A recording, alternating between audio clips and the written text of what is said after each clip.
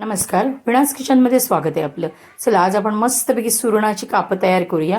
तर त्यासाठी इथे सुरण घेतलंय बघा. ह्याची मी 2 वेळा कापं तयार केली आहेत. आज मी पुन्हा करते तर तुम्हाला पण दाखवते. तर साईडचा जो भाग आहे ना तो कडक झालाय, तर तो पहिला आपण काढून टाकूया आणि त्यानंतर कापं आपण व्यवस्थित पातळ पातळ चिरून घेऊया. तुम्ही जर माझ्या चॅनेलवर नवीन असाल तर माझ्या चॅनेलला लाईक, शेअर आणि सबस्क्राईब करायला विसरू नका. तर इथे मी बघा कापं काढून घेते आणि एकदम पातळ करणार आहे. जाड ठेवायची नाही, म्हणजे मग ती जास्त अशी कुरकुरीत बनत नाहीत. कारण मुलांना कापं जरा कुरकुरीतच हवी असतात आणि पटकन शिजतात पण. कारण सुरण जरा शिजायला कडक असतो आणि कठीण असतो. तर पाण्यात बघा आपण मीठ टाकले आणि थोडं आपण त्याला एक उकळी काढून घेऊया. म्हणजे थोडासा सुरण आपण इथे शिजवून घेऊया. इथे बघा मी आगळ घेतलाय, चवीपुरतं मीठ टाकते कारण आपण थोडंसं मीठ उकडताना टाकलंय. आणि मच्छी मसाला टाकते आणि असं मस्तपैकी मिश्रण तयार करून घेते बघा. तर इथे असं आपलं मिश्रण तयार झालंय.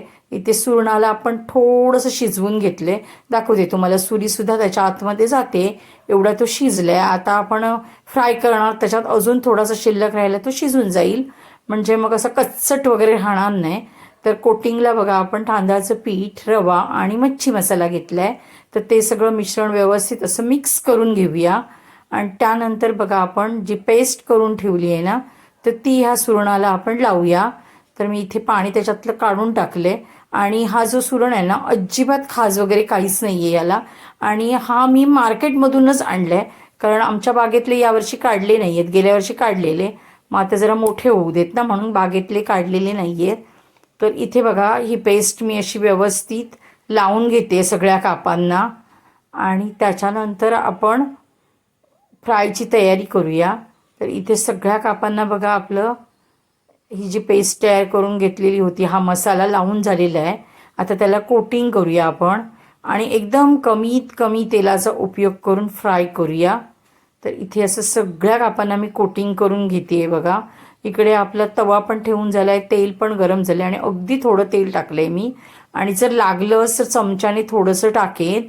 तर इथे मस्तपैकी आपल्याला कुरकुरीत कापं बनवायची आहेत. तर सगळी कापं बघा कोटिंग करून मी तव्यावर ठेवली आहेत.